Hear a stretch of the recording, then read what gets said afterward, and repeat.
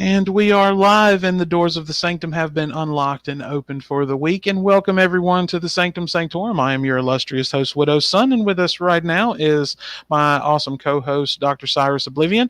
And joining us today is my dear mentor, Sir Hatman. He's going to be joining us for a little while for our panel show today. Expecting a few other people to drop in at some point. Wanderer will be a little bit late, but he will be here in just a little bit.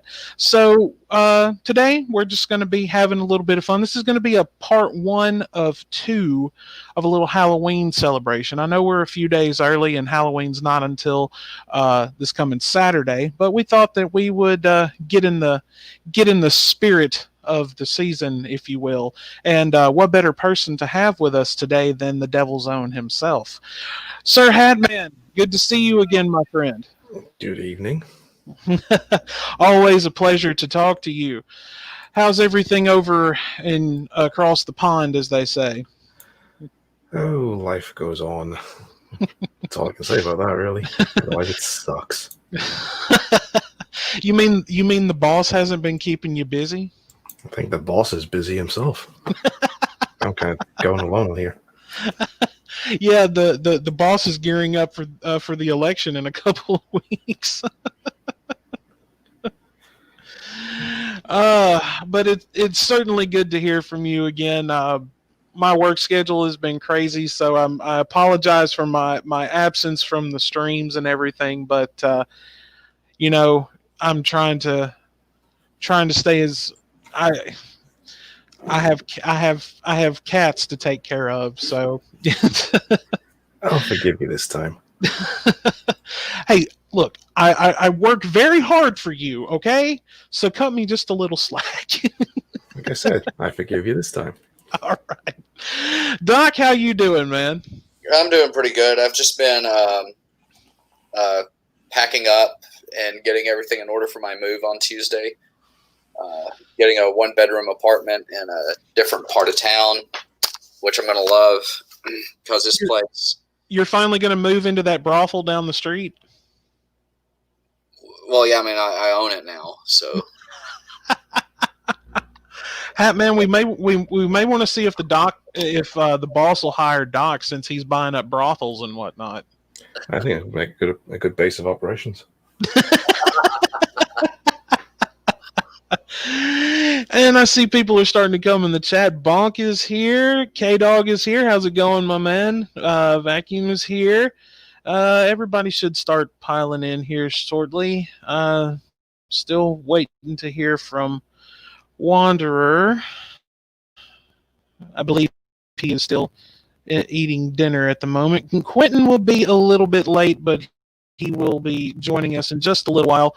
And Mistress Razz is supposed to join us, I think, at some point, but I think she's got some things going on, so I'm not sure if she's going to be here right now, but I'm sure she'll message me and let me know. So since we are in the spirit of Halloween, or All Hallows Eve this year,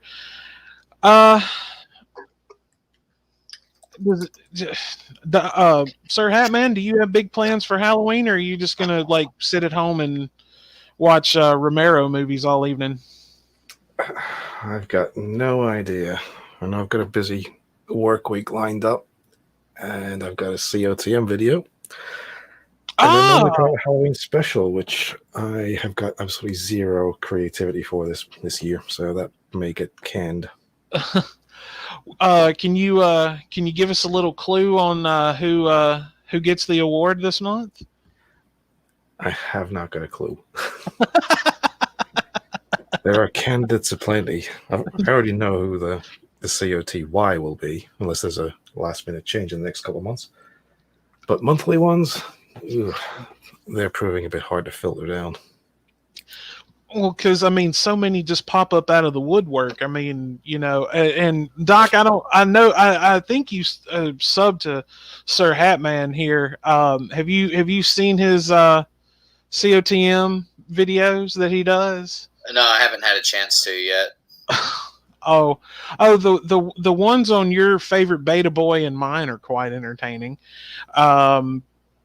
the one on G-Man was really, really hilarious. The last one that he did, which kudos to you on that one, Sir Hatman. I wish he would bite, though. He just does not want to engage with me. I can't imagine why. He's scared. He probably. I would imagine that he is. I hope that you get a really, really good chuckle out of the channel that I suggested to you, that Jesus is Lord channel. I think you'll find that one quite entertaining as well. Yeah, I did to my subs. I've seen their videos popping up every couple of days. So it's like, yeah, that's gonna be cringe when I get around to that. Oh no! The cringy, one of the cringy moments happened this morning after I got home from work. I was watching a live stream that he was in, and he does what he calls re-education classes on his channel. Apparently he's trying to re-educate people into conservative, quote unquote, conservative values. And I just said in the live chat, I'm like, re-education, the Nazis did that. Are you a Nazi as well? So, yeah, that you'll definitely get some cringe watching out of that. Oh, Tog is here. Hey man, how's it going, my dude? Hang on, what's K-Dog saying here? Hatman puts the fear in most criminals. This is true. Well, they should pay up, and then I might let them alone. And just look at Dork Ninja. He still hasn't tipped, so he's still out in the clear. I still say that you should bump the donation up to $100. Well, I've probably underestimated, just to kind of give him some leeway. Technically it's probably about 40 or 50 that he owes to get in there now, but it's like, okay, I'll let you off with 30. Come on, tip up 30. I was going to say $200,000 a year job. I was going to say, you make it sound like he's running a tab or something like that. He's not running anything. That's the problem. I suppose I could be more forgiving. I mean, chances are his wife got everything in the divorce. Well, I was going to say, the boss doesn't pay us to be forgiving. No, just fair. Is that what we're calling it now? I think I missed that staff meeting. I'm always fair. I give everybody a fair chance to clap back if they think they can do it, and very few people can. It speaks volumes that the only person to ever try and clap back at me has either been Jared Wars and failed miserably, or Face Pre-Marina and failed horribly. Exactly. Well, no one else has dared do it. Doc, now you see why this gentleman was my YouTube mentor and inspired me to actually start doing content on YouTube. Yeah. But it's always a pleasure to speak to him. So, Doc, what do you have planned for All Hallows Eve? Well, I was going to do some Uber and Lyft driving, and now it looks like my car blew a head gasket. So, nothing. I might just sit at my apartment and watch some horror movies, or go for a run or something. Dude, get you a costume and go to. There's got to be bars open where you live. I am not going out to a place that's that crowded when the state I live in has become one of the hot spots for COVID. Yes. So I'm like, nope, y'all can have that. I mean, there's like an annual winter party that I go to to one of the bars downtown, and they usually have that one in November. And I'm not going to it this year. It's the first time in like 3 or 4 years that I've missed it because COVID's there. It gets really crowded, but I'm not taking my chances with that thing, man. Yeah.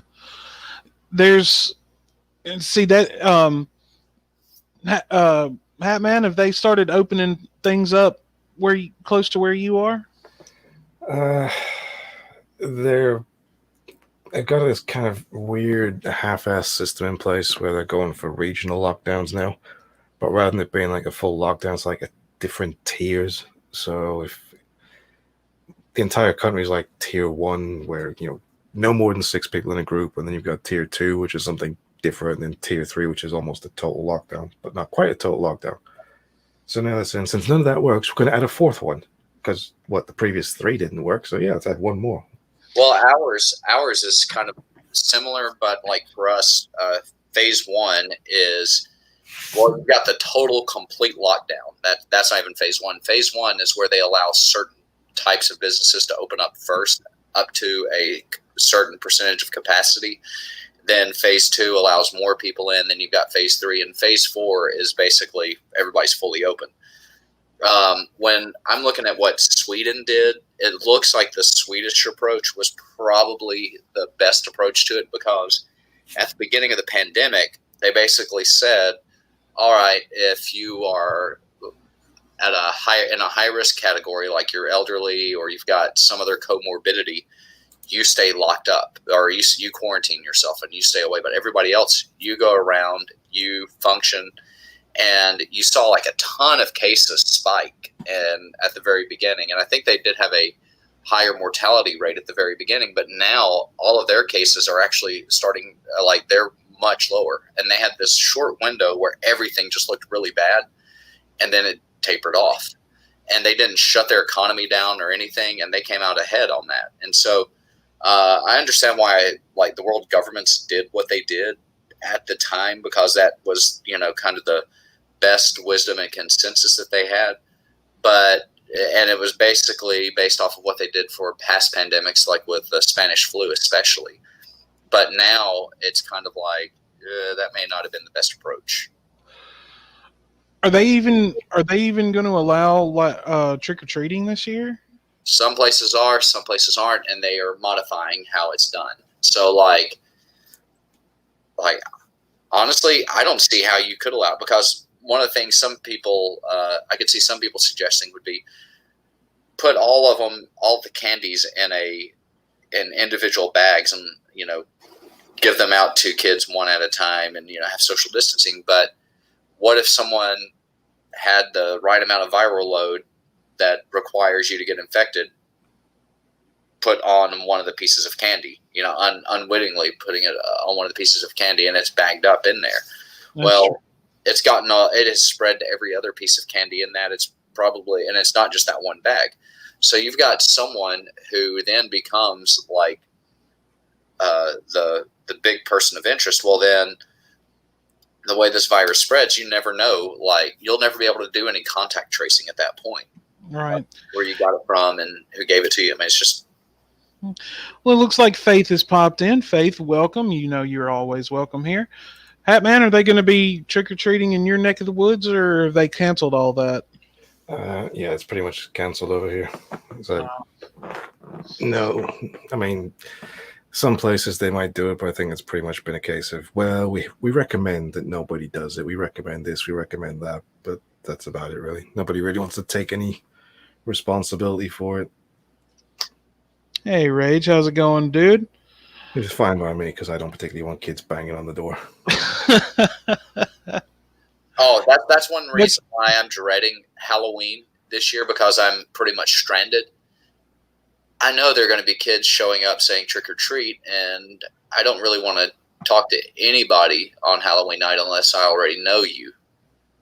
I was going to say, like, what you could do is, if you have like a mail slot or something on your front door, just like make sure you wear gloves when you open the candy, but get you one of those like grabber things, and just like when they knock at the door, just stick that through the mail slot and drop a piece into everybody's bag, and then like tell them to go away. Or maybe when they knock on the door, I open it up and go, "Welcome to hell." No, that would be what Hatman would do. Well, yeah, except there's no welcome involved. Oh, so a funny story about Halloween decorations. One of my friends had Rage is making a potato cannon. Now that sounds like fun. I don't know if either one of you guys have ever shot one of those. Oh, those are fun. Oh man, especially like when you put, instead of like a potato, put like an apple in it. Like if you put like the right size PVC pipe on it for the barrel. Hatman, have you ever shot one of these? No, it's not something which is commonplace in my neck of the woods. We just throw bricks. Bricks and bottles and whatever random objects you can find. But no, like the last one that I shot, which was a long, like, God, years back, had like one of the bigger pieces of PVC pipe as the barrel. And basically what we were doing, instead of using potatoes, is they were using apples, and they would pack toilet paper into it for like the wadding and everything. And what they would do, this one was a little bit different. This was more like I guess a cannon, you could say, because what they would do is they would actually unscrew the back of it, spray, I don't know what they were using. I think it was like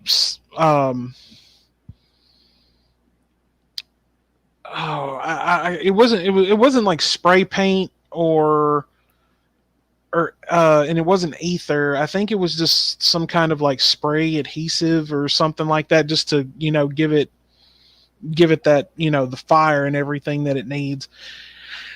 And that was pretty interesting until a mailbox got taken out. With an apple flying out, it probably had to be at least maybe 60 miles an hour.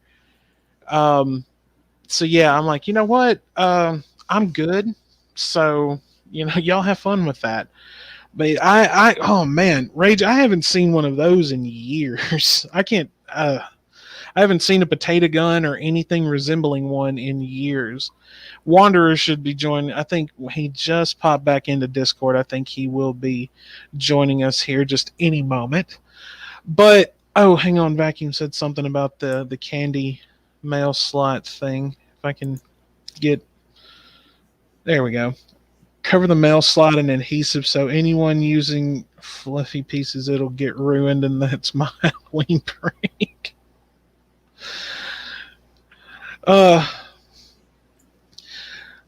Well, I mean, where my apartment is located, I really don't expect to have any trick-or-treaters. So basically my plan is going to consist hanging out with Heretic, and I are actually going to get together, and we are going to watch the Nightmare on Elm Street series in random order.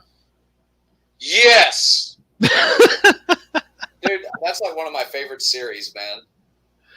Well, I know Hatman is a big Romero fan, because during a lot of his streams he usually has I think either Dawn of the Dead or Day of the Dead playing on his TV that we can't see, but it's there. Copyright. So, yeah, right. And because you've said that several times in some of your streams, just like sitting here streaming, got Day of the Dead on the TV right above me, so Or the Friday the 13th series, or just whatever. There you go. And Wanderer is here. Wanderer. Hello. You are late. I apologize. I was attending Sunday dinner. British things. I'm not allowed to discuss it because it's like, super secretive. Yeah, we're a secret society of broken teeth boys. Well, Wanderer, in case you haven't met my mentor before, this is Sir Hatman, and he and you are actually, I believe, from the same neck of the woods, if I'm not mistaken. Yeah, it depends. Are you saying the same country or the same part of the country? Because we're still a reasonable country. I know you're in the same country at least. Well, that's 1 point in your favor. Well, no, I don't know about that, because the bonus show that we did last week, he said soccer instead of football. Yeah, that was a mistake. You guys are like trying to remove my Britishness. Honestly, I should probably thank you. It means I'm probably not going to get bullied online anymore. You see, we can adapt and pick up American terms, so we do say soccer to make you guys feel more educated. Well, no, we welcome you into our secret society. Well, now wait a minute. Now, in all fairness, when I refer to West Ham, I always say football. That's because you've been well trained. Yeah. God damn it. But well, real quick, speaking of football, Hatman, how's Newcastle been doing? I know our two teams are about to lock up pretty soon. Not well. We could have had a worse start. I mean, we're languishing in the bottom third of the table. I haven't even checked the table. I know my college team got their asses handed to them. Well, let me rephrase that. We've been fighting really, really hard, but we've only won, I think, like maybe 2 games. Well, I can look on the bright side because the table's completely screwed up. I mean, we're sandwiched in 14th between Man City and Man United. Man, fuck, man, you dude. Oh, Everton and Liverpool are Bobby's duking it going out crazy top. again. Damn it, Bobby. Damn it, Bobby, ruining the Sanctum once again. What are you listening to, son? That's what I was telling Wanderer. Now that he has a dog named Bobby, he should just like take him out on a walk, and he should dress as Hank Hill for Halloween. That way, like when the dog does something bad, he can literally say that. And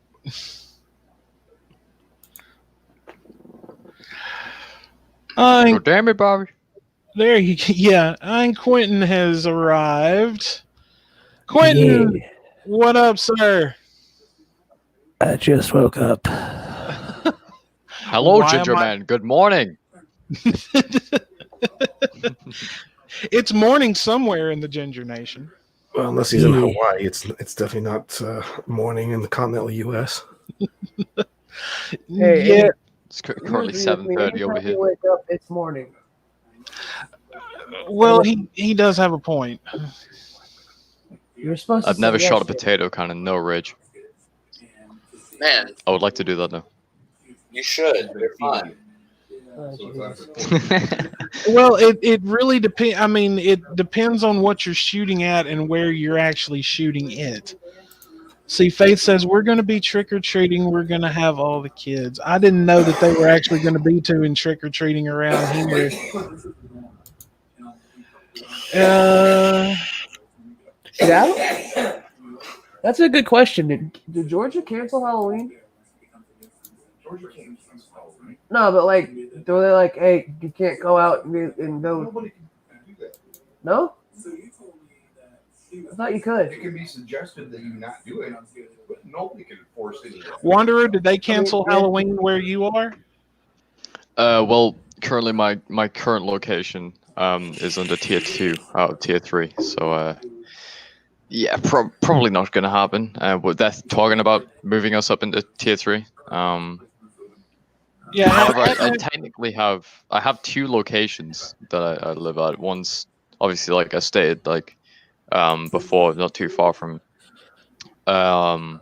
Leeds, and the other one where I'm at right now, we're in tier 2. I'll keep that on lockdown. I'll probably tell you off show, but yeah, we're in tier 2 right now, and that means Halloween's probably a no-go. Yeah, Hatman was actually was telling us about the whole tier system and everything that they're doing over in the UK. It's honestly a load of bollocks, but I guess what works. I don't know. That's pretty much my conclusion. we all think very, very similarly. Right. Yeah. And so now that we've gotten going, just real quick, and since we were a little late getting started, I want to just go ahead and get rolling now. What we're going to be doing is today is going to be part 1 of a 2-part Halloween show. Now, Wanderer has let us know that he will be working on Halloween night, so the Halloween show will be taking place with just myself and Doc. We may invite in a guest or 2 to join us for the actual Halloween show, but fear not. And I'll just go ahead and I'll announce this now. Bonus show with the Wanderer and I will be taking place this coming Monday, or not this coming Monday, but the Monday after Halloween. And he and I will be rambling on like we did the last time, but we'll still have fun doing it. And there will be some changes to the show as far as scheduling and everything goes. But once I kind of get everything locked down, then I will go over that. But in the meantime, I digress. So now that there are quite a few of us here, Doc and I were talking just a little bit ago, and what we wanted to do, one thing we wanted to do, is we wanted to go around to everyone who was here. And Sir Hatman, we will start with you. But and the ones that we know that you're always kind of playing in the background when you're streaming, I don't really know if we can count those or not because you're watching them all the time. But if you can give us your all-time top 5 horror movies. Yeah. Can be any of them, any year they were made, doesn't matter. Well, my top one would have to be the original Dawn of the Dead. Romero's always a good start, definitely. Yeah.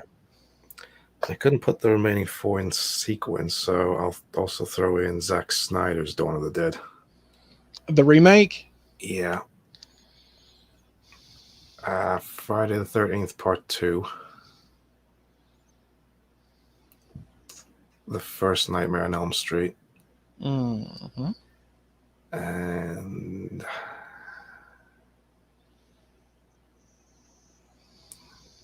Event Horizon.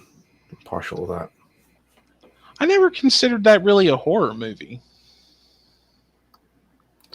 Big haunted spaceship. Of course it's a horror movie. Honestly, I halfway expected you to say The Exorcist. I never really liked The Exorcist. What? I just didn't. It's one of those movies which got so hyped. It's kind of like when I saw it, it's like, meh. I mean, the boss is the star of that movie. Well, yeah, and he was, so badly represented. Well, so he got a better. Do you think he got a better representation in, say, like the pick of the Tenacious D movie? Well, that was just a caricature of that. That was a parody. Played by Dave Grohl, no less. But still. All right. Wanderer, you're next. Honestly, I haven't really watched many horror movies. I'm more of a sci-fi nut. However, I watched a horror movie like last year or something, and it was I think it was Friday the 13th 5, and I found it really funny. So I guess Friday the 13th 5 because it was funny. Yeah. Well, I mean, every Friday the 13th after Part 4 is, well. I don't know how far into the series Sir Hatman likes to go, or how many of them he enjoys. So I'm just going to stop right there. Oh shit! Nightmare on Elm Street. I watched that a while ago. That was great. Wait a minute. Are you talking about the original or the remake? But yeah, it was the original, I think. With Robert Englund? I think so. I'll have to look it up. It definitely looks kind of old, dated. Wow. Oh my god, Bobby, bro, damn it, Bobby, he's ruining the. Yeah, it was from 1984. That was the one I watched. Okay, all right. I was about to say, if you say the remake, then then we're gonna have to mute you for about 2 minutes because that was Slenderman. That was like that remake of Nightmare on Elm Street was fucking blasphemy. I've saw some pretty bad Halloween movies, or like scary movies, I guess you could say. In my time, I saw one which was about this app, and it was like this app basically counts down the days that you die, and if you try to like escape it, like this weird kind of demon creature will come and kill you. Is somebody ripping off Death Note again? I can't remember what it was called. Hold on, it came out like last year, 2019. Yeah, I know it's not Death Note, but it just sounds like somebody's ripping it off. Yeah, There's pretty not an much app on your did. phone that. It's Okay. Okay, so we got Friday the 13th, Part 5, the original Nightmare on Elm Street.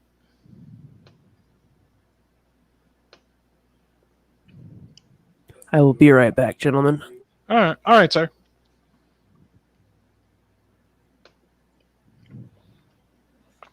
There are scary sci-fi movies. We'll amend the list just for you. Alien. Well, that could be that Although I that need that'd to be watch that. Are you talking about the original Alien with Sigourney Weaver? I don't know. I'm saying I need to watch a couple of them. I've never really dived into Alien before. I have played Alien Isolation. That was scary as shit. But yeah. I would. Now the original Alien with Sigourney Weaver is just fucking terrifying. But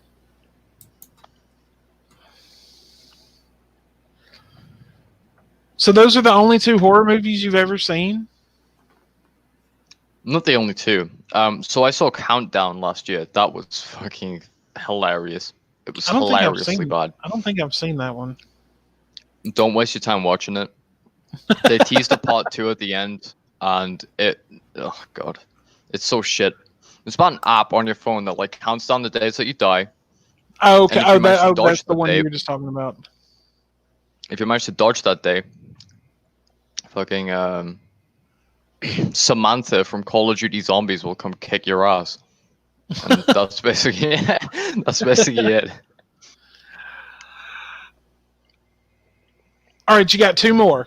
Two more. The original Halloween. I've seen that. That was good. There you go. I remember that. There you go. The good Jamie Lee Curtis movie. Fuck, what was it? What was another one I watched? I've seen another good one, and I can't remember what it was. Let me search out some good horror movies I might watch. Horror movies. There we go. Google Foo, just so I can jog the brain, jog the noggin. Now Quiet Place. Oh, now that was pretty good. That was fantastic. That was great. I haven't seen part 2. I haven't seen part 2 of that yet. Me neither. We'll have to talk about that when we get around to watching it. But I'm definitely down for watching that one time because I really liked part 1. It was great. Yeah, Heretic and I actually watched that one together. She actually showed me this movie called Dr. Sleep. I don't know if any of you have heard of it. Yeah, I've heard of it. Hatman, do you like The Shining? I'm not a huge fan of Stephen King for the most part. Well, I mean, if you've seen The Shining, basically what this movie is supposed to be is like an actual sequel to The Shining, where basically Andy is an adult, and they go back to the original hotel, everything like that. There's like nods to the original movie throughout the entire thing, but if you do watch Dr. Sleep, sir, prepare to sit for a while because the movie is 3 hours long. Jesus Christ. But no, I mean, Dr. Sleep is 3 hours long, but it's worth every fucking second. It's so good. It's got Ewan McGregor in it. He plays Andy. And he actually does like a really, really good job. So I would recommend Dr. Sleep to anyone. It's really, really good. I can't wait to see Ewan McGregor in that Obi-Wan Kenobi series that's rumored to be in production. I really don't touch Star Wars since Disney got a hold of it. Really? Wow. Well, The Mandalorian, when it comes to Disney getting its hands on Star Wars, with the shows, they are knocking it out of the park, especially with The Mandalorian. When it comes to the movies, they just took a giant dump on the movies. Oh, they fucking did. Like I hated most of the movies. Like the only two movies that I've liked under Disney's kind of control have been Rogue One and the Solo movie about Han Solo. I really like those two movies. Yeah. The same here. sequel trilogy, I'm not a fan of. I really like what they did with season 7 of Clone Wars. I really liked The Mandalorian. I'm excited for season 2. But apart from that, they're the only pieces of media that I've really enjoyed. They've been pretty good with the games, but also the games are kind of under EA. So All right, so you've got one more Wanderer. One more. one more. Let me think, because I honestly, A Quiet Place is up there. I think I watched that 2 or 3 times, so it's probably gonna be one of my favorite ones. Let's see.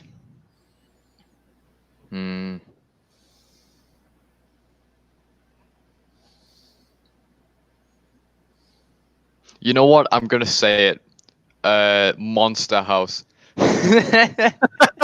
Dude. All right, Monster House. No, we'll give you hear that. me out on this one. Hear me out on this one, because I watched that when I was like probably 9, and it scared the shit out of me. It scared the living shit out of me, because I thought like the whole idea of a haunted house that literally eats you alive, that was terrifying to me, and it still kind of is, to be honest. When I still watch that, when I watch that movie from time to time, it still terrifies me. So yeah, Monster House, that's my 4th pick, because that's genuinely a great movie, although it's kind of catered towards a younger audience. So Donkey. Okay. me and Donkey watch goddamn Monster House together and poop the pants and scared. All right, Quentin, we'll go with you next. Let's see. So Hellraiser's the first one. Really like that. Are I'd you say talking about the first one, part 2, or part 3? the only one that's good is part 1. No, the first 3 are the best. I disagree. Dude, Hell on Earth was the shit. The third one, man. I don't even remember them after the first one. Number 2 is the Insidious series. I really like those. 3 would be Saw, except for Saw 3D and Saw 5, because those two sucked balls. 4 would definitely be Freddy vs. Jason, mostly because I laughed at it a lot. And number 5 is fucking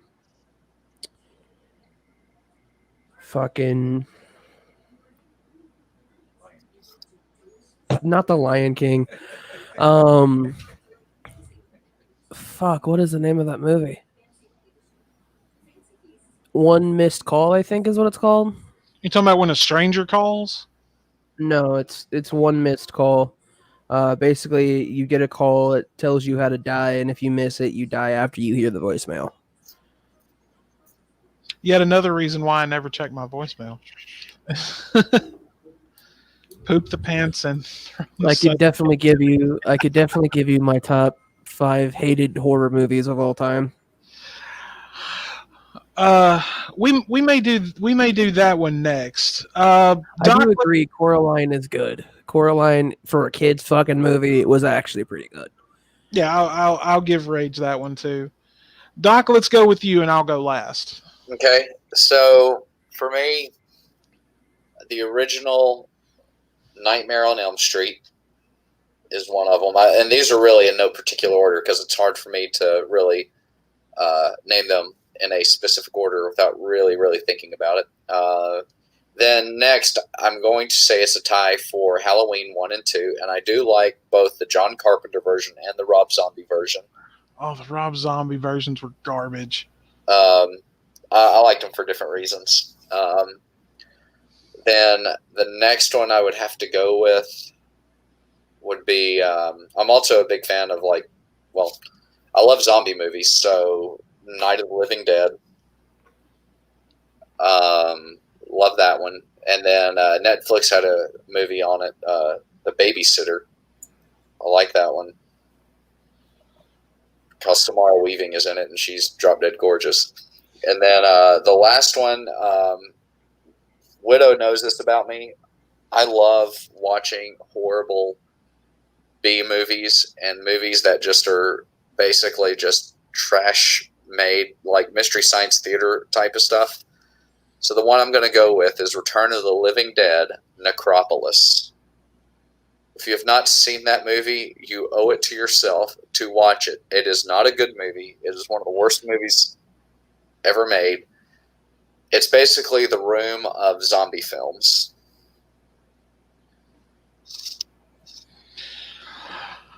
Honestly, I don't think I've heard of that one. That one sounds up Hatman's alley. Oh, so there's one point where one of the guys turns into a zombie, and he's like suddenly becomes this martial arts expert, and the guy's like, "You're dead." He's like, "Yeah, that's right. I'm a zombie now. Let's go." And they fight, and it was just so stupid. And then there's one point where the zombies break into this facility, and they kill the security guards, eat their brains, and one of them answers the phone that's ringing and says, "Send more security guards." So somehow zombies can talk in this series. Yeah, it makes sense. Yeah. Yeah. Like I said, Sounds about right.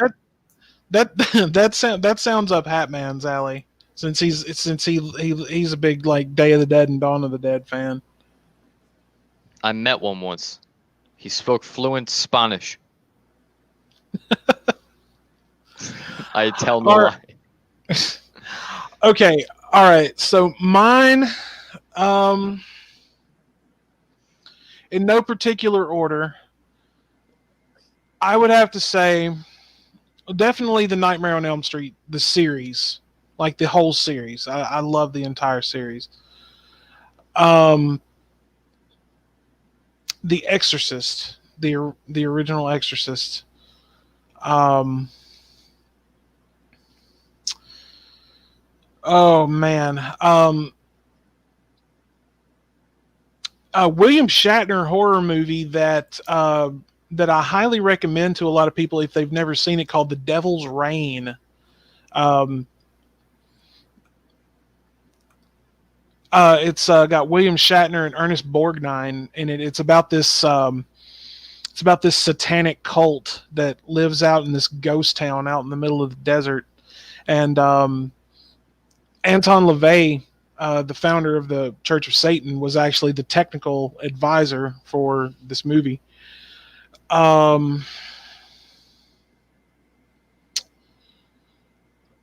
man, there's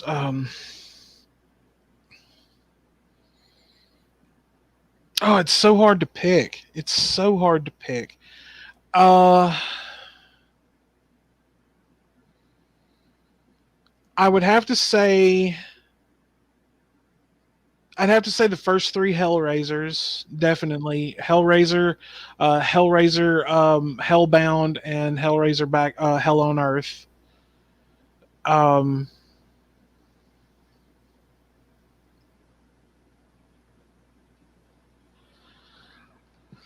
And I honestly, I'm gonna go with House of a Thousand Corpses.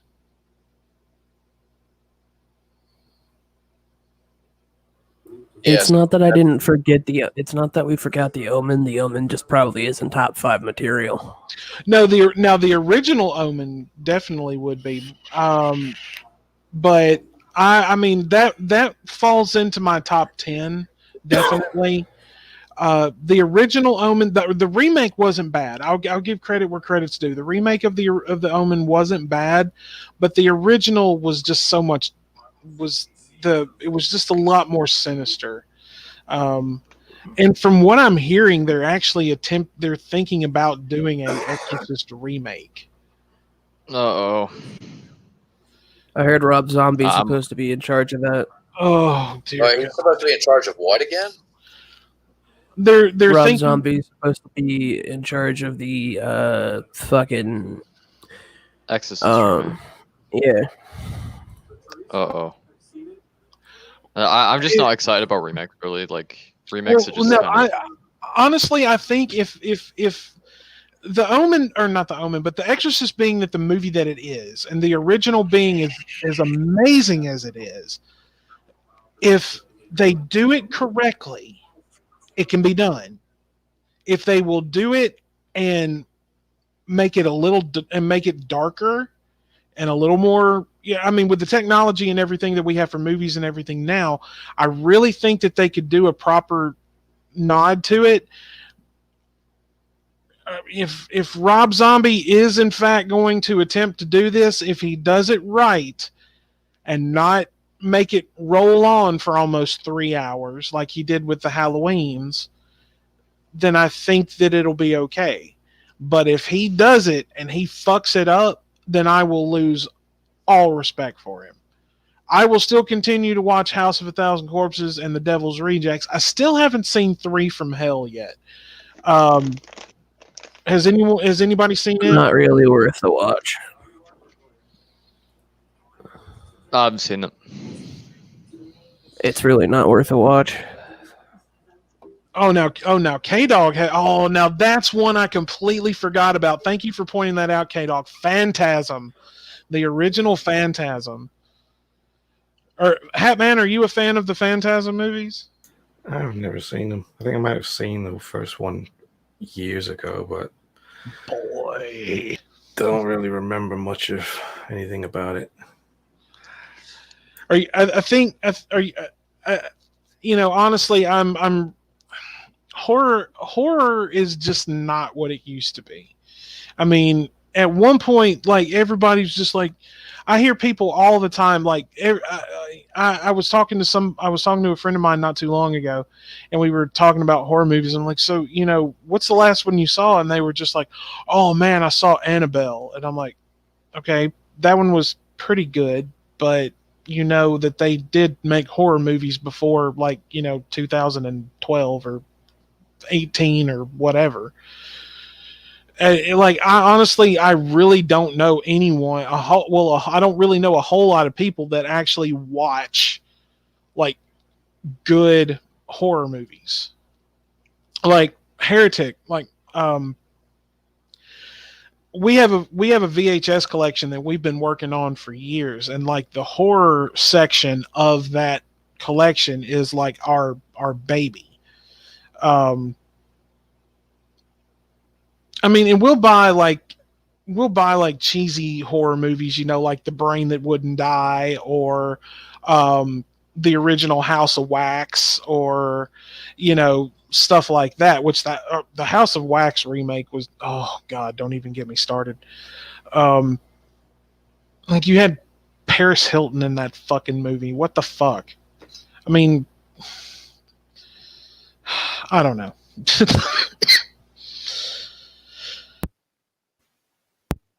Excuse me. I've actually just remembered something. I did, in fact, watch something last summer that was Saw Part 4. And honestly, I didn't find it as much scary as I did just kind of gory. So... yeah, that's kind of the point of Saw movies. They're not really supposed to be scary, more of just shock value. Well, yeah.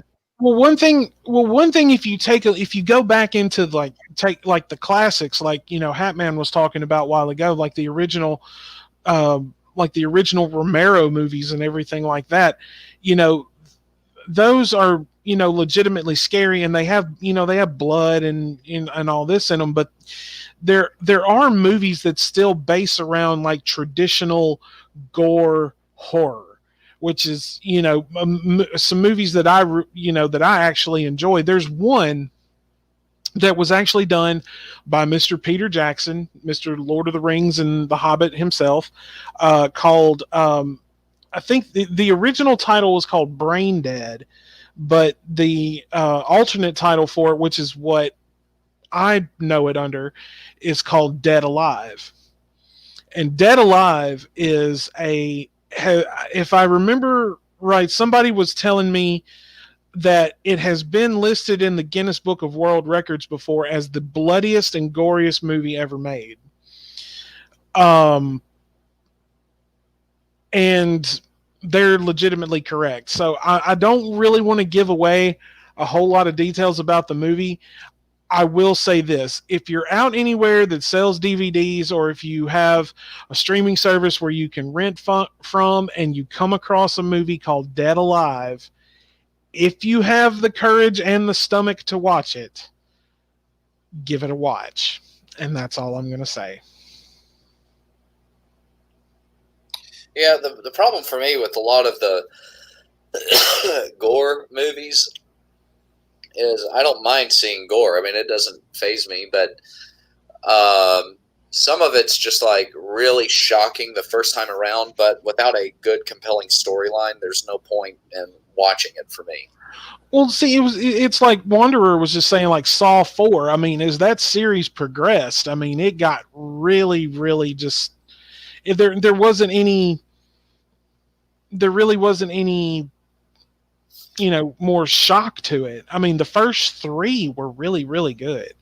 The first one, more especially, because it was gory. And honestly, it was kind of a nail biter because you didn't really know what was going to happen. And the ending of it, I found really, really interesting because, he was laying in there the whole time, and then he just gets up and he was the guy running the thing the whole time. So that right there, like that reveal was just like, wow. And then you have to go back and watch it again to see if you could notice something. I mean, I liked it when it did that, and you can always go back and rewatch it, and you still gives you the same effect, Right. Did anyone here like the first Hostel? I don't think I've seen it. Quentin? I'm gonna have to disagree with you on the goriest movies there, Widow Sons, but I have seen Hostel, but it's been a bit. Well, I mean, I'm not saying it's one of the goriest. I mean, I'm saying that it is gory, yes, but I mean, it doesn't rank up there with Requiem for a Dream and fucking a Serbian film. Take that cake. Oh, I've heard things about the Serbian film, but I'm not sure if I want to. Don't watch it. No. I'm good, thanks. I don't even. Hatman, have you seen that one? I've seen that one. I saw it once and was like, no, never watching that again. Yeah. Yeah, it's definitely not a good film.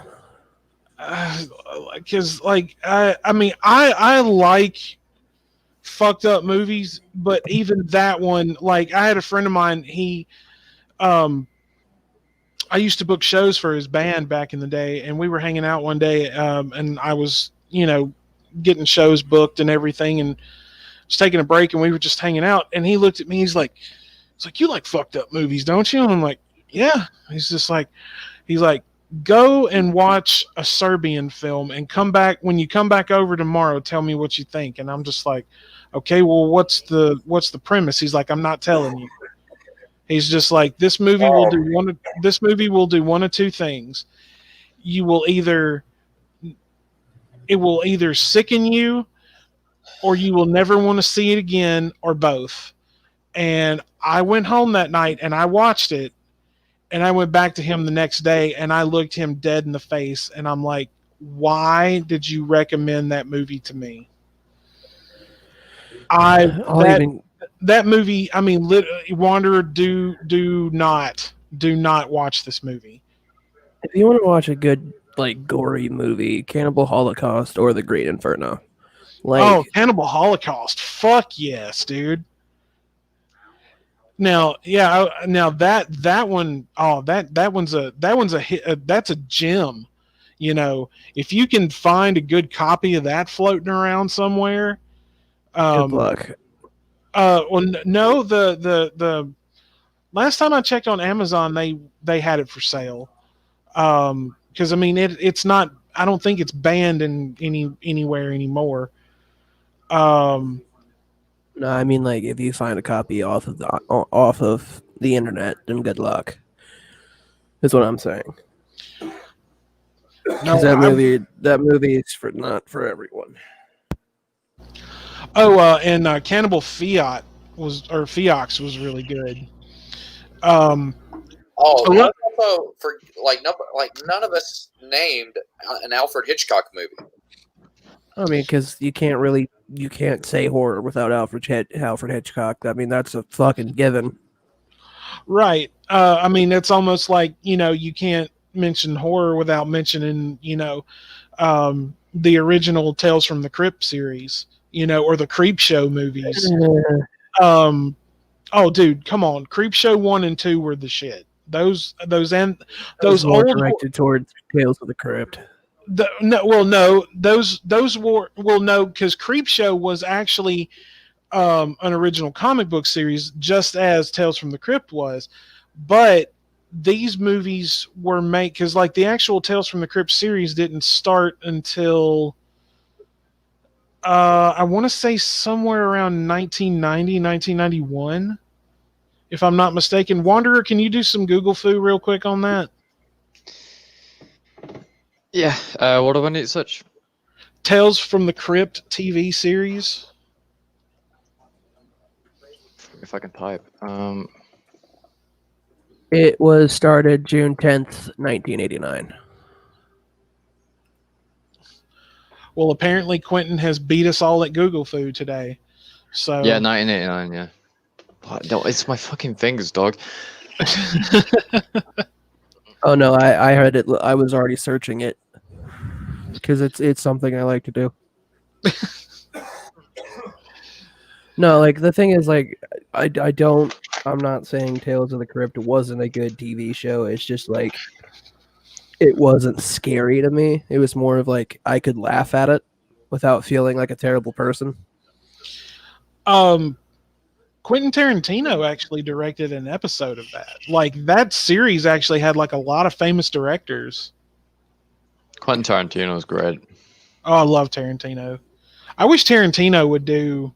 I'm surprised anyone didn't say From Dusk Till Dawn. I hated that movie. What? Get out of my face. I'm sorry, it was just so corny to me. I hated it. Hatman, did I'm you trying see to find that the one? best Quentin Tarantino movie I've watched. It doesn't speak volumes because I think most Tarantino movies are overrated shit, but From Dusk Till Dawn was worth it purely for Salma Hayek's dance. That's about it. I watched Reservoir Dogs. That was great. Oh, Reservoir Dogs was good. My favorite Tarantino movie, though, has always been it's a tie. It's he wrote the script. The only my stepdad and I both agree on this. The only redeeming quality of Till Dusk Till Dawn was Selma Hayek almost naked. I'm sorry, but it's true. I just didn't like it. I enjoyed the movie. There you go. You've got two completely different sources and two different continents saying the same thing. Yeah, pretty much. I mean, I'm a ginger, so you can't really take my opinion into account. I mean, we're British, so that's even worse. Tarantino wrote the movie, but he didn't direct it. But I always thought that I wish he had directed it, but Natural Born Killers.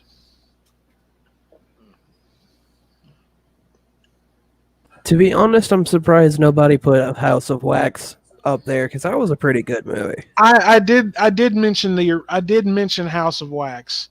I was talking about the actual original and not that shit remake that they made with Paris Hilton in it. Oh, I didn't hear that. I'm sorry.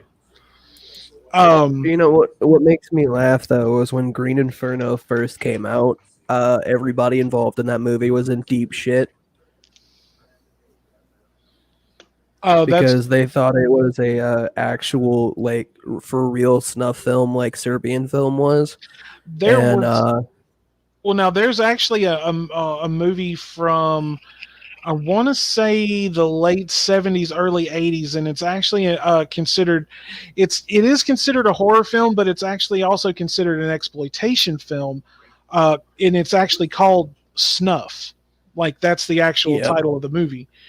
Now, if you now the original Amityville Horror, the first one was great. The remake wasn't bad, but the original is always going to top it. Now, if you want to find some movies that are extremely fucked up, look into the Guinea Pig series. By the way, if anybody thinks Tremors, the series, was a good movie, you do not have good taste in horror movies. I'm sorry, but that is a fact. Dude, the first Tremors was great. No. No, the first Tremors was good. It was a lot of fun. It was a movie that was just a lot of fun. Dude, here's the thing. Here's my criteria check for a movie. If I can't enjoy it when I'm high as fuck, let alone sober, it's not a good movie. Well, that's not really one that you need to watch in that frame of mind, my dude. What do you guys think of The Widow in Black, or the Woman in Black? Oh, The Woman in Black was a good fucking movie. I watched that when I was like 11. That was fucking good. Doc, you've been quiet, dude. Are you eating again? No, I'm sitting here just monitoring stuff and listening. I got jelly beans. So, no, No, the biggest thing for any movie is the plot. Like, I don't really care what the special effects are. I don't care what is going on. If the plot's not compelling, then it's not a good movie to me. And so when you look at something like horror, it's got to connect to a common fear that we have or something that resonates with us. Like with Saw, when you look at that, the way that movie ends, the one thing that we all can relate to is the helplessness and hopelessness of the situation. And that's what scares us. When you look at Alfred Hitchcock's Psycho,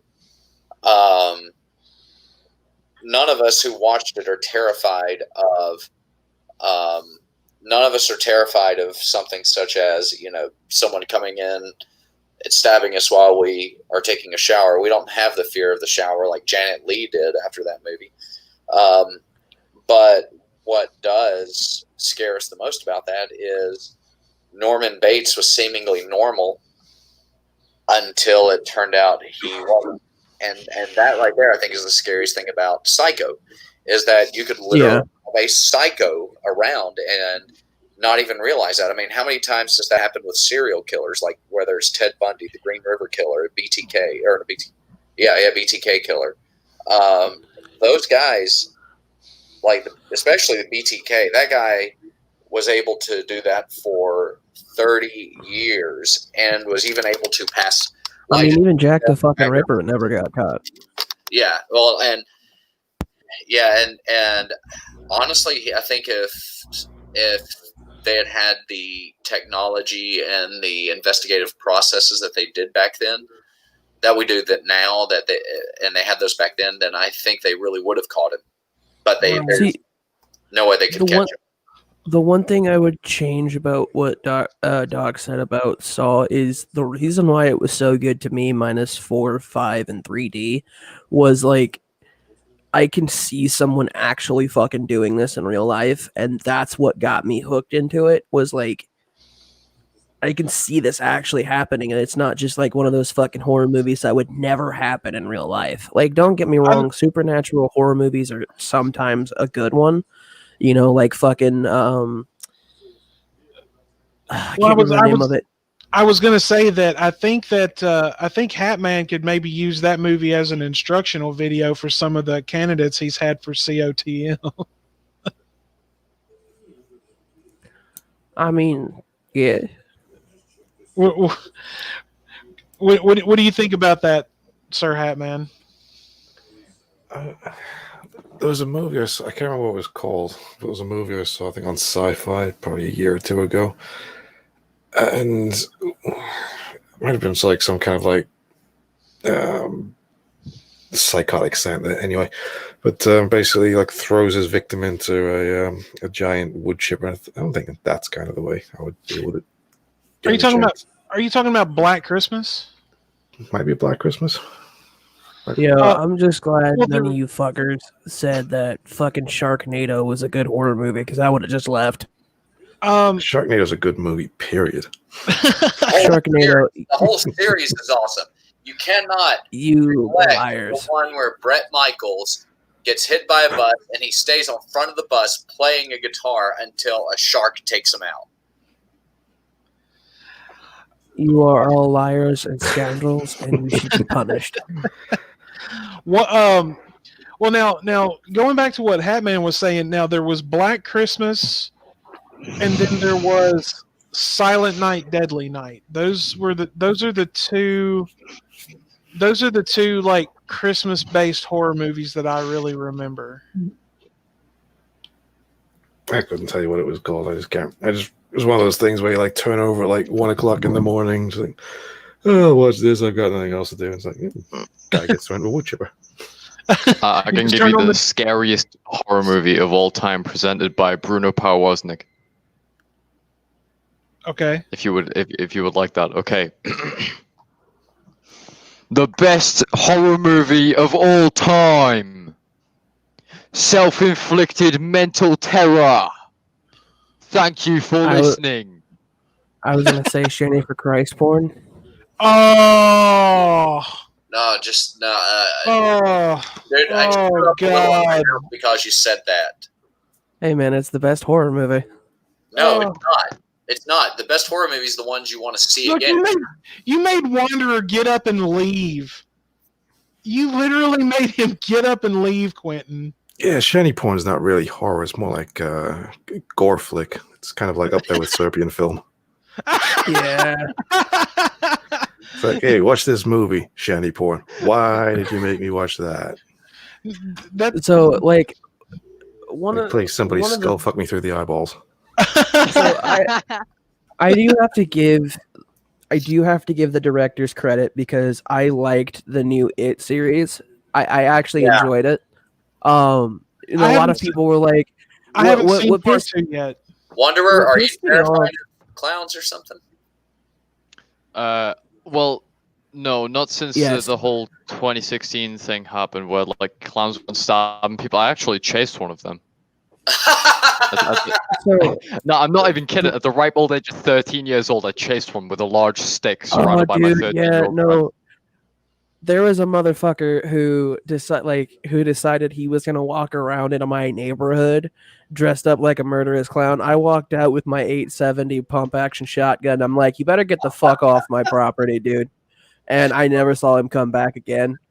Oh my God. No, honestly, man, that right there, man, that's some fucked up, repugnant shit. Yeah, because like I had little kids in my neighborhood, dude. There was no way in fuck I was letting that fly. Well, no, that's what I'm saying. The reason that I was saying it's so fucked up, excuse me, is because there were actually children that were going missing. Yeah. And it's like that video from Fallout 3. Give me that sweet roll you got from old lady Pommy. Just whips out a combat shotgun and blasts his fucking legs off. Yeah. Wanderer, you give me that goddamn sweet roll. So y'all, the reason why I would say the It series, the new ones, are better than the old ones is because, like, don't get me wrong, the original series was good, but it wasn't what it should have been. Well, like, I'm glad that they stuck movie mini series. It was right. 2 of them. Right. I mean, and you had a star-studded cast in that. I mean, you had John Ritter. Here's the thing. Here's the thing, though. The reason I say that was because when you read the book, Pennywise is fucking gruesome. And the way that the actor played Pennywise in the new series was just like, okay, I could fucking dig this. Like, because I was hesitant to go see it. Like, the first one, I was very, like, I don't know if I want to see this, you know. And one of my friends was terrified of clowns, and he's like, yo, we need to go see this movie. And I'm like, you're a fucking idiot. And he's like, I want to go see it. So I'm like, all right, fine, fuck it, we'll go. And the dude, it was just like, I think I don't want to see another It movie. And I'm like, all right, well, so then I was like, all right, the first one was pretty fucking good. So I went and I saw the second one, I and I'm like, haven't seen holy part 2 fuck, yet.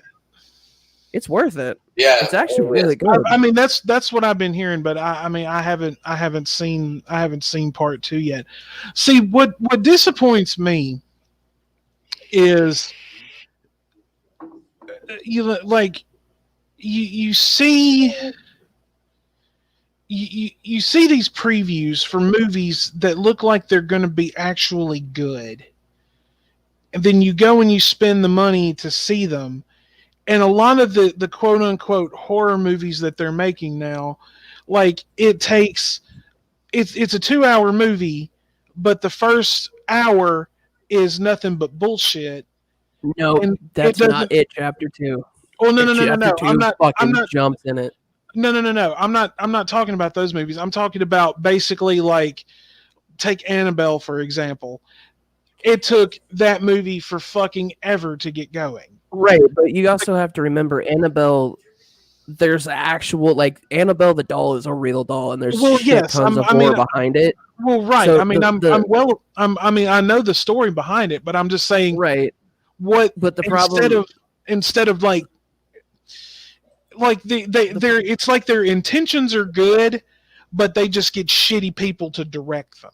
You know, well, no, it was more of the problem that like if you don't study up on this shit, you're never gonna know who the fuck what Annabelle is. Oh no, and what they did was I knew going into it.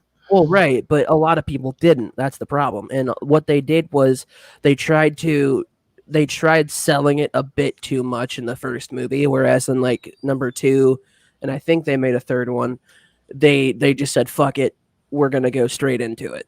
Like, right. And that's why I like number 2 better, which is normally not the case. But I do want to give Scud, like I know that we shouldn't acknowledge him because the Wanderer is here, but Scud had a good point on the scary stories to tell in the dark. I don't think it was necessarily scary, but it was pretty good. Doc, have you seen that one? Which one again? The scary stories to tell in the dark. No, I have not. Wanderer, are you going to watch Scary Stories to Tell in the Dark? Probably. I mean, I'll probably watch it like when I get home on Halloween. But I think that. But my whole thing is like, okay, and I'll go ahead and say it.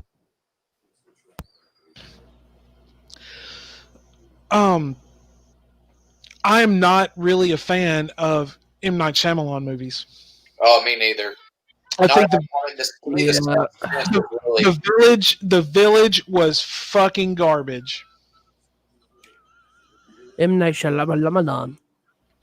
Now, Unbreakable was good. Sixth Sense was good.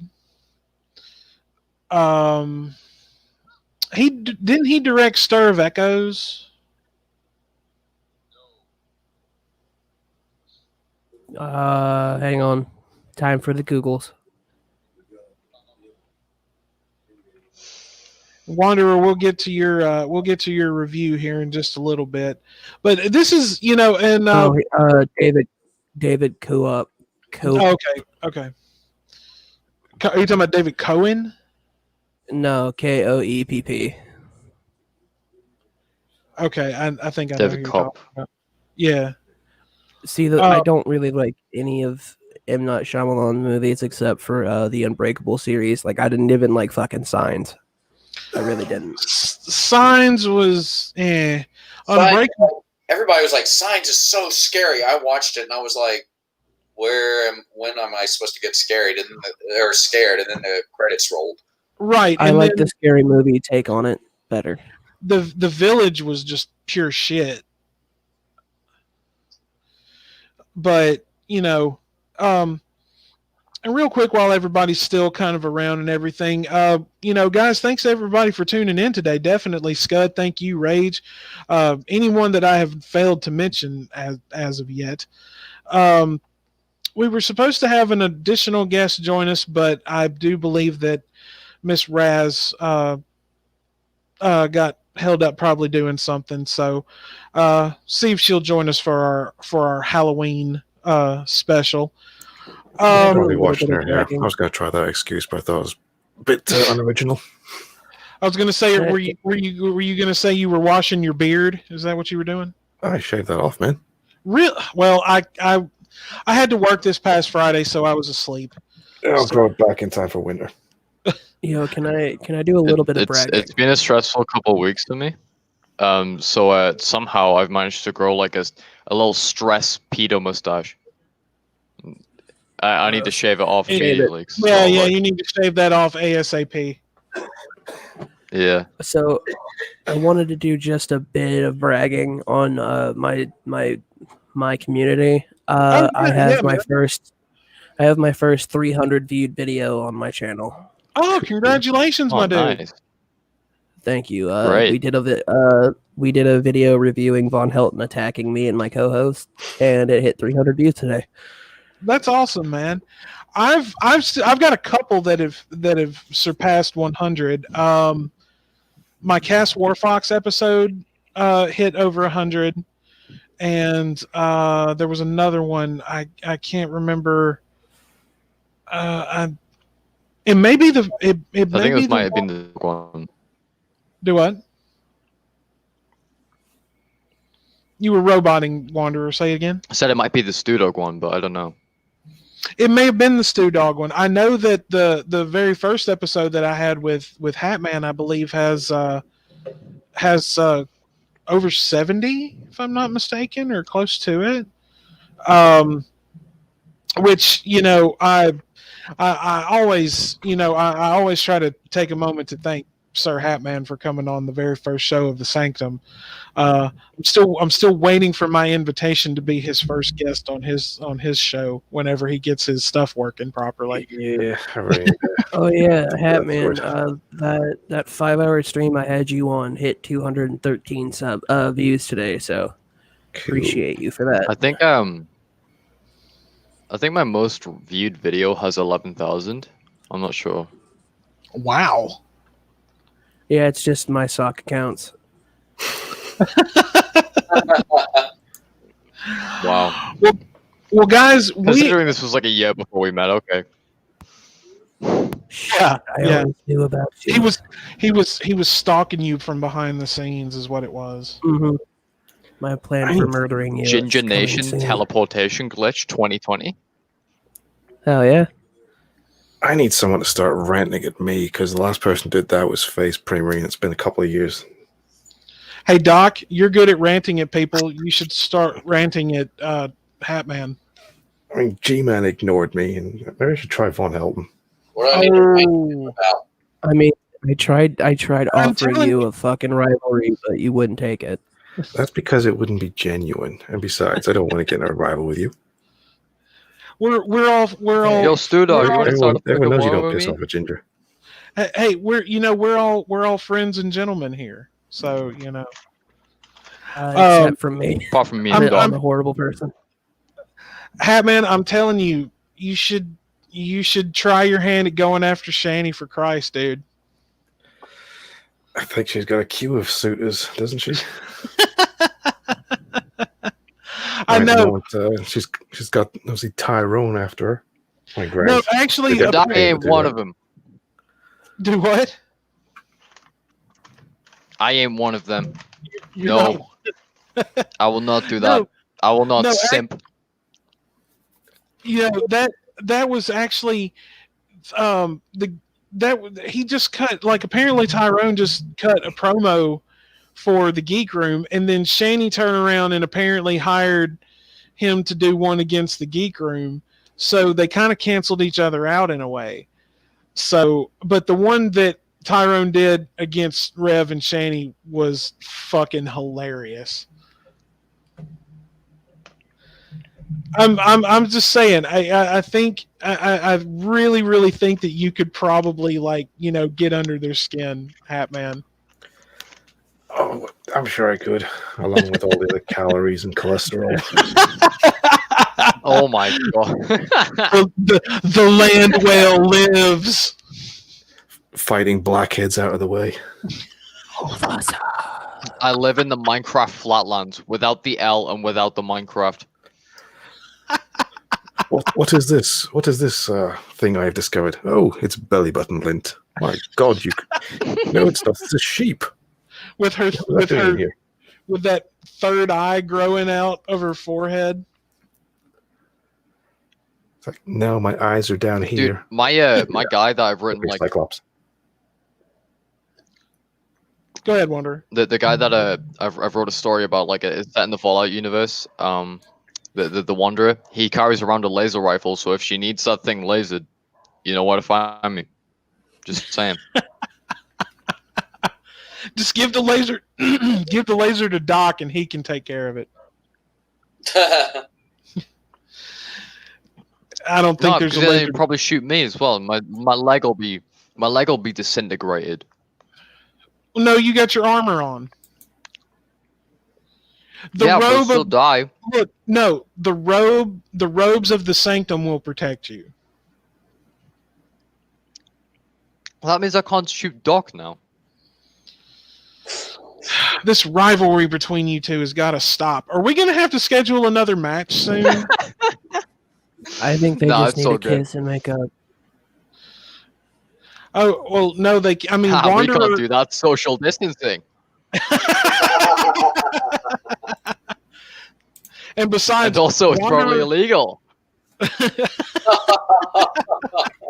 And besides, Wanderer is the ball assassin, so he can social distance kick Doc in the balls and get away. So I will literally destroy your testicles with one foul swoop.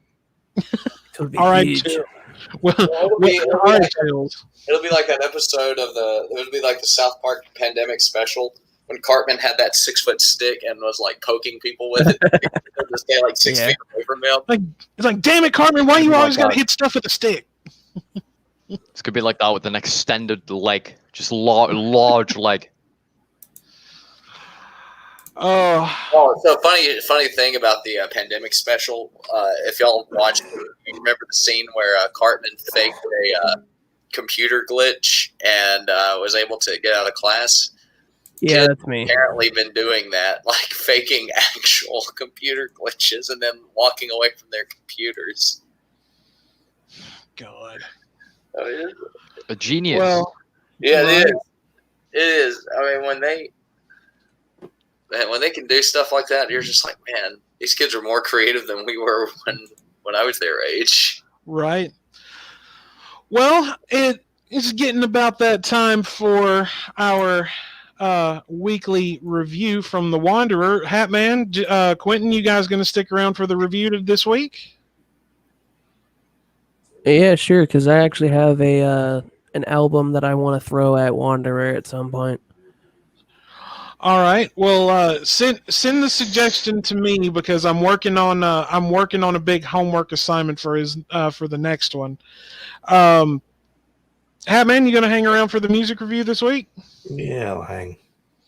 All right. Well, Wanderer, you have had your homework Okey-dokey, I'm just assignment bringing them for the up week. now. Okay. And while you're getting everything in order, I'm going to start piecing your homework assignment for the next one. Actually, it's more of a challenge for all of you guys, now that I think about it. All right. Well, once we get done with the review, we will listen to your challenge.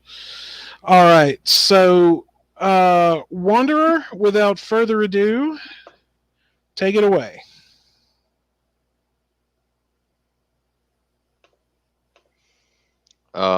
I think there might be a bit of latency on my mic, so I do apologize. I don't know what's happening. I think it's just my connection. So I guess I'll talk about, because the most recent one I listened to Pantera and Heavy Trip in the same day. I think it was around Thursday or something. And most recently I listened to Tool today. So I think I'll talk about Tool first because it's most fresh on my mind. No. Okay. All right. It's good. All right. Please. Yes. Go. All right. So this one, honestly, I like this one even better than I did Anima. I like this one quite a bit. So it starts off with The Grudge. The Grudge, I actually really like this song. I really do. It retains that kind of feel that I forget which song it is. I think it's 46 and 2. It kind of has the same kind of feel, I guess, in my opinion. And then Eon Blue Apocalypse, that was just kind of like a bit of an interlude thing. So they still stick with that kind of interlude style of song in between. But either way, Eon Blue Apocalypse is the name of that. And honestly, it was a nice interlude. It led up to the next song quite well. It wasn't too long either, which is something that I like. The Patient is the third song. I really, really thoroughly enjoyed that track as well. Where the line a blur for me, because at the time that I was listening to this, I was still working on my game. So the next songs are Mantra, Schism, Parable, Parabola, Take Some Leeches and stuff. And I think that's where I got up to, Take Some Leeches. And then from there I listened to the last part of the album just tonight. So Mantra, it sounded... Sorry, what? Oh, no, go ahead. Mantra, I'm going to say again, it's just an interlude, because considering that the song length for Tool, the starting song's 8 minutes, Patience 7, and then Schism, which is the song afterward, is 6. I think I like Schism quite a bit. But yeah, Mantra looks like it's going to be an interlude as well, because it's only around a minute or so compared to these more lengthy songs. So then we get the Powerball, and I think I quite liked that as well. Well, now that there's that huge transition between Parabol and Parabola. Yeah. It's a fairly like hefty transition in my opinion, but I think I liked it quite a bit for what it offered. I forget which song it is. I feel like it's towards the end, because there was a point where I was like, oh no, it's on shuffle. I'm gonna have to go through and piece together everything that I've listened to. I feel like it might have been Triad, but I might be wrong. But it's kind of more acoustic, and that was a song I really, really liked. Okay. It might have been Disposition. It's either Disposition or Triad. I think it's Disposition. Disposition's probably my favorite. I'm going to say that out now.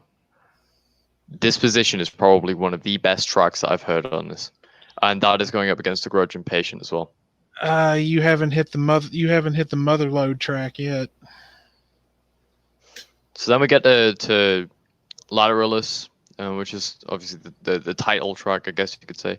I thought it was fairly okay. It didn't really hold up to The Grudge or The Patient, in my opinion. I'm going to say that now. Wanderer, really, you are breaking my heart on that one, my dude. What can I say? I was really hoping for a better response for that one. I just found it like it was listenable. I liked it. I don't like it as much as I do other songs in the album. I don't think I've sinned, definitely, but I haven't sinned that much. Yeah, you've definitely sinned. Getting on to Disposition.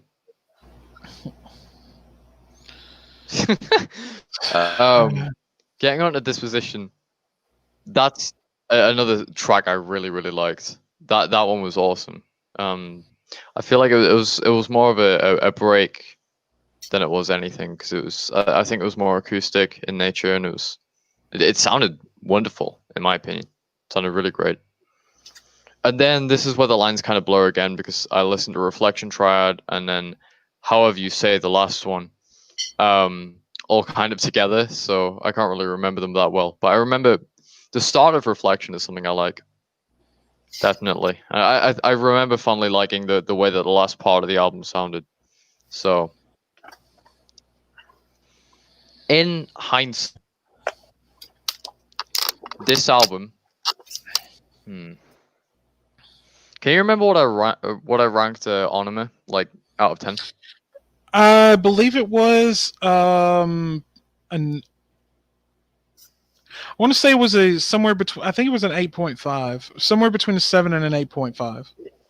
Well, this has definitely got to be like a 9 because I like this album quite a bit. All right. I can live with it because you were telling me about it earlier, and I was thinking, I'm just like, holy shit, we're gonna get our 4th 10 from Wanderer this time, but you had to speak blasphemy against one of the greatest songs ever written. I really enjoyed it. It's just it's just like, you know, I enjoyed a lot of the tracks towards the beginning than I did some of the latter half ones. However, absolutely wonderful record. I liked it more than I did Anima because I feel like there were less kind of transitions, and the transitions were kind of more, you know, a little bit more listenable. They weren't all just silence or crackling and electrical sounds like Ions was, or Ions, sorry. But yeah, I like Lateralus. It was good. All right. Well, let's hear what you have to say about Heavy Trip. Okay, so Heavy Trip. So there's 4 songs here. It's a shorter one. But the songs are rather girthy, I guess you could say, like rather spacious in length. They're around between 7 and 13 minutes. Hand of Shroom, that was a pretty damn good track. I really enjoyed that. I think my favorite one out of the 4 is probably got to be Lunar Throne. That one was fantastic. Oh yeah. Well, the whole album. I mean, the whole album is just fucking tremendous. I mean, for an instrument, just a straight up instrumental, you know, jam kind of situation. I mean, it's I mean, it's very intense.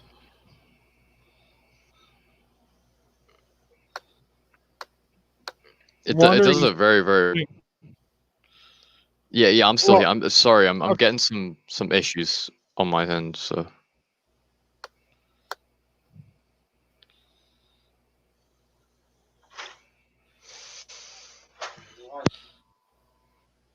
Are you there? I think we lost him. Oh no. Who, me? No, Wanderer.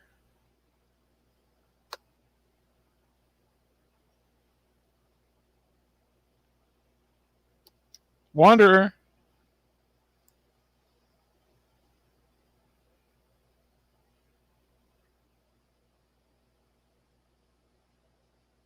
Wanderer, are you still there? He might be having some mic problems. We'll give him just a moment.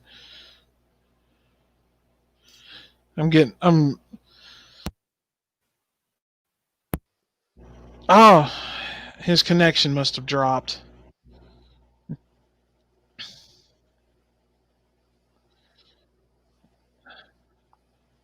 Oh wait, nope, there he is. Welcome back. hello, can you hear me? Yeah, we got you. All right. Basically, I've started having really shitty internet, which is common fucking thing around this house. I bloody hate it here. And then second of all, my brother started whining and being a bitch because he can't play PlayStation. So yeah, what was I saying again? I was saying, okay, so Hand of Shroom and Lunar Throne. Yeah. Yeah, I really liked Hand of Shroom and Lunar Throne. Mind Leaf, I don't know because I'm kind of in the middle. So I feel like with a lot of these kind of stretched out songs, I feel like, you know, I tend to get bored easy around like towards the end of the song. If it sounds similar, if not the same, you know. But Mind Leaf, it was good, but then also I started to kind of trail off towards the end because of the length. And I feel like it's the same with the rest of the album too, but it didn't really take away from the experience much. And then Tree Spinner, I can't quite remember this one too greatly, but I've got a heart next to it here, so I obviously did like it. But yeah, the overall, I think this is a good album. It appears to be their only one. Yeah, it's their only one because it just came out this year. Well, they're doing a great job so far, and I can't wait to hear some more. It looks like they're pretty damn small as well. I think their most listened to song is 20K. So, yeah, they've got room to grow, and also I think with time, the style will change. They'll probably adapt some more stuff, and I can't wait to see the future of this. So for Heavy Trip, probably gonna give it, probably give it a 7.5. All right. Because I enjoyed it, I just kind of trailed off because of the length. So yeah, that's what I think of Heavy Trip. All right. Well, now Either way, let's, moving on to Pantera, I'm pretty damn excited to talk about. Fuck, it's happening again. What is it with this ass Wi-Fi? We can still hear I you. fucking hate it here. Hold on. All right, good. All right, so the Great Southern Trendkill is the Pantera album that I got sent. It is. I usually just listen to these on Spotify unless I have to do otherwise. On Spotify, there was the 20th anniversary edition, is the one I listened to. I kind of skipped disc 2 because disc 2 is kind of just remakes, instrumentals, early mixes, live versions, and stuff like that. So I kind of just wanted to get down to the bare bones of this album and listen to that, not only just to save time, just so but also because it's kind of more original and kind of, a more pure sounding feel for this track, like this album, if you know what I mean. So the Great Southern Trendkill, it kicks it off good. I wasn't a big fan of the chorus part, I guess you could call it. It just kind of sounded like he was screaming down the mic, I guess. I didn't really enjoy that bit, but apart from that, it was a great way to kick off the album. I really liked how. I told you when I sent you this record that like as soon as the record starts, it's gonna punch you in the balls like right away.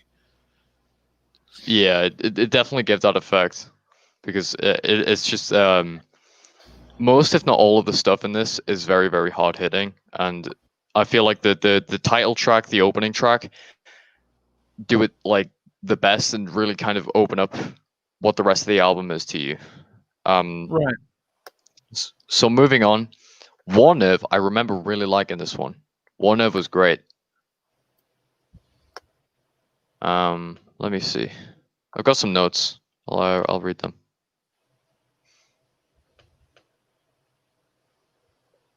Oh wait, it doesn't want to work. Okay. I guess I'll go noteless on this one because well, my notes just doesn't want to work. Either way, War Nerve, I remember it sounding great. I think I really, really liked the guitar and the drums on this one. I'm not a big fan of Pantera's vocals, but that's just me. Drag the Waters, that was another good track in my opinion. I really like that one. I think kind of one of Drag the Waters. I think up to Suicide Note Part 1, they all fit together really well and all kind of give off the same vibe. And I really, really like that. Drag the Waters is definitely one of those that it's like I told you when I sent this to you on the bonus show, this album, this is a really, really dark album. Yeah. And obviously, with a lot of the song titles and a lot of like the sound and everything like that. But this is one of those Drag the Waters is one of those songs that just like it has a good build to it. Like the riff, like the opening riff and everything to it is really, really intense. But then when, Vinny and Rex and then Phil comes in with that, that scream at the start of it. I mean, it's really one of those really intense. It's definitely one of the most intense records or songs on the record. Yeah, I've got to agree there. And then followed by Tens. I don't think I liked Tens as much as I did the two previous tracks, but I can't quite put my finger on why. I guess it's just kind of, personal taste, and I probably got distracted a couple times listening to this, which I probably shouldn't have let happen. But yeah, 10s I'm not too much of a fan of compared to the first two, but it's still, a good track nonetheless. 13 Steps to Nowhere. I like this one a little bit more than 10s. I'm gonna see if these notes work. All right, the notes want to work now. I like the drums. The drums were awesome on this track. Now I'm remembering the drums on this track to open up were absolutely fucking phenomenal, and I really like that. And then we get to Suicide Note Part 1.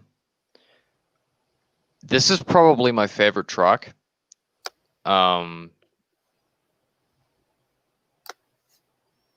Mainly because I don't know. I think it has that kind of more, I don't know what you call it, that kind of more calm tone to it before moving on to Part 2, where it's a bit more lively and stuff, from what I remember. And it's absolutely great. I really enjoyed it, and that's one that probably will end up going in my playlist somewhere. Part 2, I'm not too much of a fan of. However, it was still a pretty decent, solid track, But you still got to give it up to that guitar, though, man. Yeah, the guitar was great. The guitar is probably like one of the greatest things about Pantera anyway, like full stop. No matter if you like one song and don't like the other, the guitar is always phenomenal. I mean, Doc doesn't like Pantera, but I mean, I'm sure he can still give it up to Dimebag, Yeah, I can. I like I like Living Through Me, or otherwise known as Hell's Wrath. That guitar, mixed with the vocals actually this time, the vocals and the guitar fit together really well. And I was speaking to my friend as well, actually. I found out one of my friends listens to Pantera. He also recommended me, I'll probably talk about this a little bit, just not as in depth, but he recommended me Ride the Lightning by Metallica. And I really enjoyed that album as well. And so yeah, Living Through Me, I spoke to him about that. He said Living Through Me is probably one of his favorites. And I wouldn't say it's like my favorite track from this, but it's definitely one of the top ones. It's one of the better ones in my opinion. Floods. I don't like. I didn't like the length. Go ahead. So I didn't like the length of Floods, and I think it was a pretty decent track, but I wasn't too fussed about it, if you know what I mean. What were you going to say before we do this? I was gonna say now when you get to Floods, man, I mean that song really has a lot of just deep emotion to it, but when that fucking solo hits, man, oh my god, like that right there to me is honestly, Floods is one of those that just it really shakes me every time I listen to it. It had an awesome guitar. It had an awesome guitar solo, I guess you could say. I really enjoyed that part of the song, and I guess you're right in the emotion aspect. Although I wasn't really paying attention much to the lyrics. I'm more of like an instrumental guy when it comes to Pantera. I'm more focused on the way the guitar sounds, the way the drums sound, the way that the bass sounds, stuff like that. I'm less about the vocals and the lyrics. But I'd say if I was to pick any artists that I've listened to ever, actually not ever, like just ones that I've spoke about on the show, I guess it would probably have to be Alice in Chains. I like to go for them when it comes to lyricism and stuff. I can feel you on that one. The Underground, I like this track. It's got a good, decent length. And sorry, I'm just eating jelly beans. Sorry, debt stressing you out. Take control. A personal loan could help you get out of debt faster and save money. Doc. Sorry. Some An Australian man telling me about debt? Thank you. Sorry. Some news article popped up. Oh, I hate it when they autoplay that stuff. That's Yeah. Yeah, I hate it too. It'll just like start popping up when you're like closing out browsers, like I'm doing.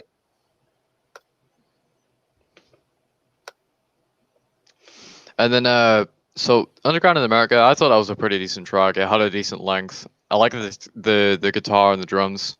Vocals, obviously, I'm not too big a fan of Pantera vocals and stuff like that, but yeah, it was a pretty decent track, I guess. Sandblasted Skin. I don't know, man. I don't know how to feel about this one. I've got mixed opinions because, like, the more it goes on, I guess the more I like it. But I really don't like the start of it. It's really kind of loud and I really don't think the last one's for me. So overall, The Great Southern Trendkill. What do I give this album? I give it an 8 because although I have like some criticisms regarding vocals, that's just kind of Pantera in general. I really enjoyed the way that it sounded like I guess you could say sonically with the guitar, with the drums this time, and it took a really like kind of heavy, more dark turn, is what it was said to me last show, and yeah, I quite thoroughly enjoyed this one. Well, all right. All right. Now I have sent you a big homework assignment for the next episode, so if you want to go ahead and announce. Announce the next one. I probably need to open up Discord. Hold on. Oh yes, let's go. All right, I'm already excited. So, the first one you sent me is by Paul Bearer, who is one that I really fucking enjoyed. With their last album that I listened to that you sent me, that was absolutely fantastic. So we have the album Foundations of Burden, which is from 2014. Also, I'm pretty sure that text on the album front is the same one as Weezer, but I might be mistaken. That's funny. So then after Paul Bearer, we have Tiamat. I think that's what you call it. It's pronounced Tiamat. Yes. Tiamat. Okay. A Deeper Kind of Slumber. I've never heard this one. I've never heard of them as a band, actually. So I'll sort of hop into them. This is a record that my brother turned me on to several years back. They're really a different kind of. I'll say this. It's a lot different than what I've sent you before. I'll just put it to you that way. Well, I'm rather intrigued to listen to them, and then after that, Misfits. They're fairly well known, and I've seen a couple of people that are actually fans of Misfits that are subscribers of mine that follow me on Twitter and stuff. I'm fairly excited to listen to them because they seem to be very well respected. Well, now this particular album. Now, originally Glenn Danzig was their original lead singer. Now this one was when they reformed back in the early 90s, and they had a guy named Michael Graves fronting the band, and they had a different drummer by the name of Dr. Chud. But this the American Psycho record that I sent to you was the first like exposure to the Misfits like that I ever had. So I figured I would send that one to you. So then the final one that I've got sent is actually I'm pretty excited to listen to this one as well because you sent me one of the songs from this album, and I really thoroughly enjoyed it. However, apparently I was speaking to my friend who seems to be into this type of stuff at college, and he said, "Oh, it's like it's entry level Metallica is what he called it," and that song was one, and the album is "And Justice for All" by Metallica. So I'm very excited to talk about that one. Well, now, like, I mean, to me, I mean, their Black album was good, and Load and Reload had their moments, but Metallica basically has like four essential albums. They've got Kill 'Em All, Ride the Lightning, Master of Puppets, and Injustice for All. That's what I like to call the four horsemen of Metallica albums, and even Doc can concur on that one. Yeah. But of course, Doc likes Megadeth too, so. Oh, Megadeth is awesome. Megadeth is not that great. Dude, I prefer My Megadeth. friend likes Megadeth. Wait, what? I prefer Megadeth. My over friend Metallica. likes. Sorry. Well, Holy It fuck, is- we got mega disliked. Holy shit. yeah. What the fuck happened there? It's good. I took care of it. We apparently were getting trolled today, but you know what? It is what it is. This is our little gathering every week, and we enjoy it, and that's what matters. So, All right. So is it time for me to give you guys the homework? all right. So, what is your challenge, Quentin? And is Hatman included in this challenge as well? If he wants to be, yeah. So, little known fact, I am starting a podcast for musicians by musicians, starting soon. And I am challenging anyone that wants to come on to listen to the entire discography of Bon Iver. There are 5 albums, I believe 2 EPs, and a few singles. If you like folk music, You'll have to send me the name so I don't forget. Like, you'll have to just send it to me in a DM or something. I got you. Hang on. Boop. God, I love how Discord's that easily accessible. There you go. But I'm issuing that challenge to people. If anyone wants to take me up on that challenge, we will be starting the podcast probably in about a week. So yeah. All right, man. Yeah, I'll definitely start looking into that within the next day or two. Actually, I have to go back to work tomorrow through Thursday, so I'll that'll give me something that'll give me something to listen to while I'm reading my new books. There is a challenge. There is a part 2 to this challenge. Okay. I know Hatman knows Bon Iver 100% because we've had that conversation. You're not allowed to look up the lyrics. Okay. You have to listen to all of the songs, but you're not allowed to look up to the lyrics. All right, fair enough. All right, I'm in. Doc, Yeah, I'm in.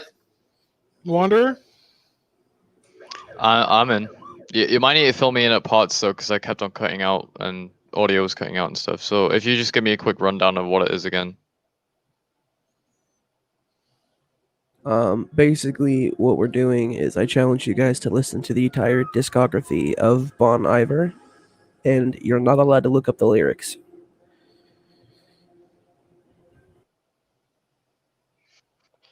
Okay, that might be a beefy thing to do.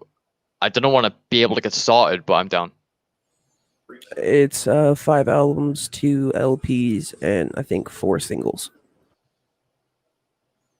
All right, I'll probably be able to get that done sometime, but maybe in a couple weeks, because this week it's mostly going to be knuckling down for my exams. I've got essays to write and stuff, and then next week I've got my exams. So most likely after that point, but I don't know. Maybe during. I don't know. Sure. Well, we all have assignments coming up then. So, well, guys, I think what we're going to do, I think we're going to go ahead and we're going to close and lock the Sanctum for the week right now. But everyone remember, we will be having a Halloween show coming up with Doc and I. May send out an invitation to a couple other people if they want to join us. Quentin, you'll be more than welcome to join us for our Halloween show if you'd like to. And I'll get in touch with you about that. As a matter of fact, I tell you what we'll do. Since Quentin, since you and I have been talking about wanting to have you come on and join us as an actual guest, we will take the Halloween episode to bring you on as a guest, do a little interview with you, and we'll get back on our Halloween and horror movie discussions and everything like that. So everyone, this coming Saturday, Halloween 2020, Mr. Quentin Phipps, a.k.a. the Random Ginger, a.k.a. Ginger Jesus, will be joining us as a guest on the Sanctum Sanctorum. And also, I will go ahead and announce this now, so we can go ahead and get that set up.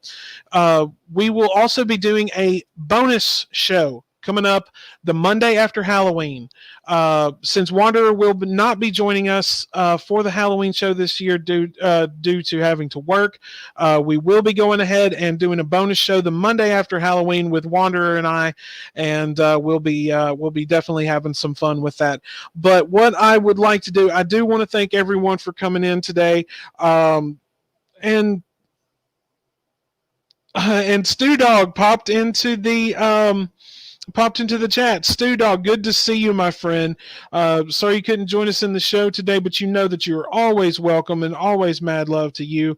Definitely want to thank Bonk and Faith. K-Dog, thank you so much for coming in. Rage, Vacuum, Bonk. I already said Bonk, but Bonk, you get extra love this week, so there you go. Dumbkey, Sterno, all of you, thank you so much for tuning in. Sir Hatman, thank you so much for giving us some of your time this evening and joining us on this episode. It is always a pleasure to see you and speak with you, sir. And you know certainly that you are always welcome here in the Sanctum. Just keep my pipe on standby. And whiskey and the ice ready. All right. And Quentin, thank you for joining us, my man. It's always a pleasure to speak to you, my friend. Yeah, no problem. All right, guys. Well, Doc, Wanderer, you got anything you want to add before we close the doors for the week? Nope, I'm good. Thanks for watching. Yeah, definitely. Well, all right, guys. Thank you so much once again for tuning in, and we will see you for the Halloween show coming up this coming Saturday. And we will see you for the Halloween show coming up this Saturday, and then, of course, the bonus show coming up the Monday after Halloween. And, of course, I'll be posting everything in the Discord, and I look forward to seeing everybody then. But until then, my friends, peace be with you.